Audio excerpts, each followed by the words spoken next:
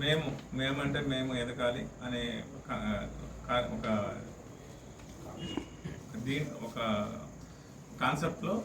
వాళ్ళు గత కొద్ది కాలంగా 3 నెలల నుంచి ఆ ఊర్లో ఈ ఫ్లెక్సీలు వేసే దగ్గర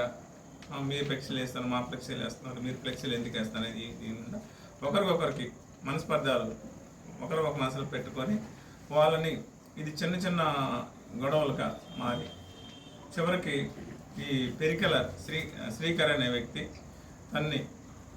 లేకుండా చేస్తే తను చంపేస్తే మనం ఎదగడానికి అవకాశాలు ఉంటాయని భావించి వాళ్ళతో డిస్కస్ చేసుకొని తనకు తెలిసినటువంటి దూర పొందిన బండ్లమూడి రాజు గుంటూరులో అతను సంప్రదించి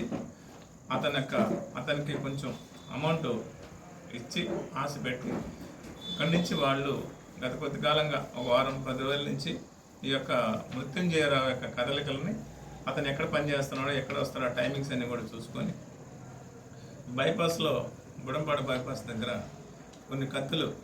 2 కత్తుల్ని పర్చేజ్ చేసి ఆ కత్తులు తీసుకొచ్చి ఆ యొక్క రాజుని